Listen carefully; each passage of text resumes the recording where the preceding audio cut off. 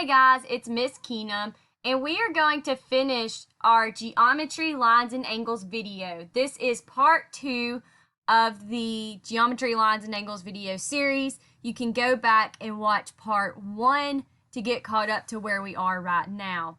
Remember, you need a sheet of paper, a pencil, and a ruler to complete this lesson. Okay, so we talked about in the previous video, we talked about what lines were, line segments, and rays. Remember, lines is a line that goes on forever and ever in both directions. It has no end point or no beginning point. So when we talk about parallel lines, we're talking about two lines that go on forever in the same direction, and they never touch. Parallel lines never touch because they are the same distance apart. So this distance is the same right here as it is right here, as it is right here. So parallel lines never touch, but they're always going the same distance. The definition we have that you can write down, first I want you to draw the two parallel lines. So draw one line and then drop down about an inch and draw another line. Make sure you put your arrows on the ends of the lines, as that does represent a line going on forever and ever. Once you have that drawn, you can write this definition. Parallel lines are lines that go in the same direction and never touch. They are the same distance apart. They never touch because they are always the same distance apart. The parallel lines don't always go straight across. They can also go up and down, or they can go at an angle. So it doesn't matter in what direction our lines are going. What makes a parallel line, or what makes parallel lines is the fact that they never touch. So do parallel lines remind you of anything that you may see around town? How about the train tracks? So we have parallel lines. Now we're going to talk about perpendicular lines. So I want you to draw two lines on your sheet of paper that intersect. And they need to intersect exactly like the lines that do right now on the slide. So on your sheet of paper, draw an object or a figure that looks like this. Perpendicular lines are a special set of lines because they intersect at a right angle. And you may be asking yourself, well, what is a right angle? So a right angle is kind of like a box or like a square. So you see right here where my lines intersect, they make a square. So they can make we could draw it as a big square, or we could draw it as this little bitty square. But they make a square. So I have a straight up and down line here and a straight across line here. So we can think of this as our sheet of paper. So you probably have a sheet of paper that looks like the one that just popped up on the screen. And if you go down and you look at the bottom of that sheet of paper, or really any corner of that sheet of paper, you have a right angle. So a right angle is basically a corner. So it forms a corner. That was a terrible line, but you get what I'm trying to say. So we also see right angles in a window. So see how that window pane, the bars in the middle of our window make a square or a corner? So that's a right angle. So when two lines come together and intersect straight on one another, you end up having what's called this right angle. Like parallel lines, perpendicular lines don't always have to be straight up and down. They can be at an angle as well. What's important is that when the lines intersect, the angle or the measure in between these two lines that's formed makes a corner or a right angle. So here's our right angle. So angles are formed when two lines intersect. But there are many different types of angles. They're not all right angles. So when we look at different angles, such as this one, or yes, even this one, we compare them to our right angle to know what type of angle they are. So think to yourself right now, how do you think I can take that right angle and compare it to each of the other ones shown? So the first angle that I have is an acute angle. So acute angles are angles that are smaller than right angles.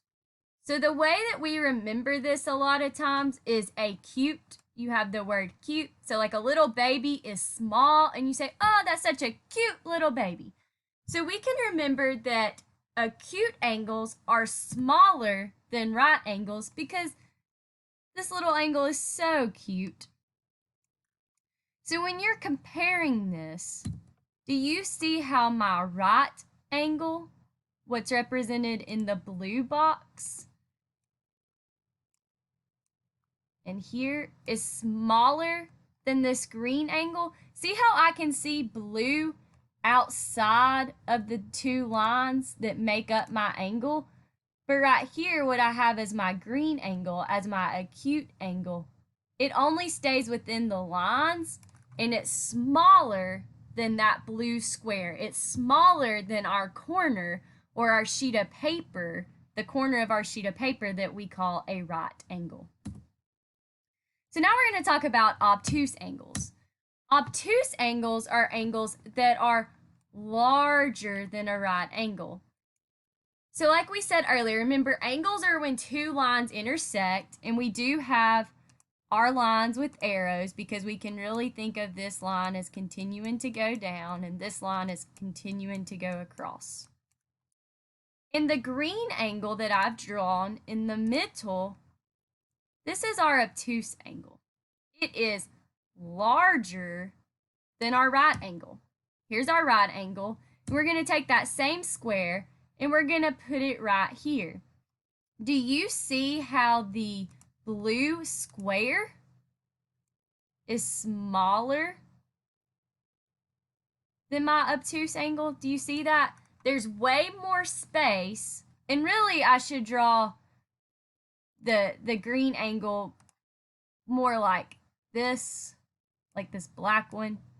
But do you see how that blue angle is smaller than what I have colored in black? So that means that my obtuse angle is going to be much larger than my right angle, or much larger than the corner of my sheet of paper. Now we have something that's called a straight angle. So draw a line on your sheet of paper, and I should have been telling you to draw the angles that we just went over, but we'll have a second to do that in a minute if you haven't been drawing them as we're going along. But our straight angle, so draw a straight line on your sheet of paper. So do you see any angles on this line? We don't really see any angles because straight angles are angles that make a complete turn in direction. So if I'm standing right here on my line and I'm going this direction, and I decide that I want to turn around and I want to go this direction, that turn that I make, which is colored in green right here, this is my straight angle. So a straight angle is when you make a complete turn in direction. You will hear a lot of people call it a 180. We're not going to talk about necessarily what the 180 means right now.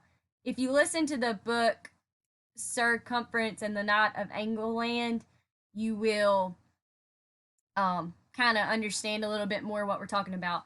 But just remember, a straight angle is when you make a complete turn in direction. Like the obtuse angle, it is larger than our right angle. Remember, our right angle is what makes the corner at our bottom sheet of paper. So how are each of these angles different? And here are the angles, and like I said a few minutes ago, if you didn't have a chance to draw each of these angles, go ahead and draw them on your sheet of paper now.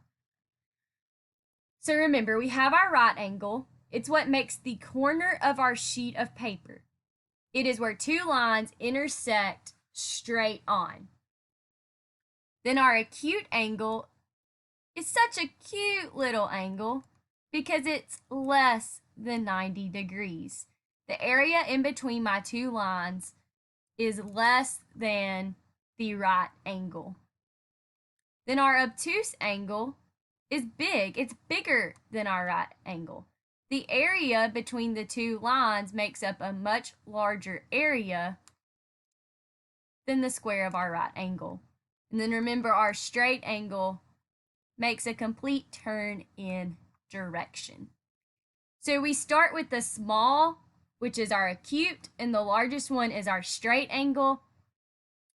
The obtuse and right fall somewhere in between those angles. Okay, so now it's time for our activity.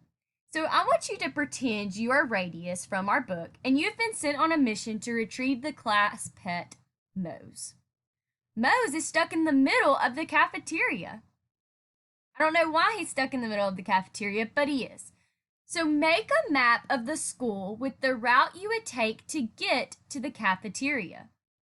So the beginning point is the classroom and the ending point is the cafeteria. So you are going to make a floor plan map of the school. So where are the classrooms? Where are the hallways? Where's the cafeteria? Where's the gym? Where's the library? Where's the bathrooms? You're going to make a map of the school, and then you're going to draw, using straight lines, the route that you would take to find Mose in the middle of the cafeteria. And here's Mose in the middle of the cafeteria. He's sad and he needs help, so we have to rescue him.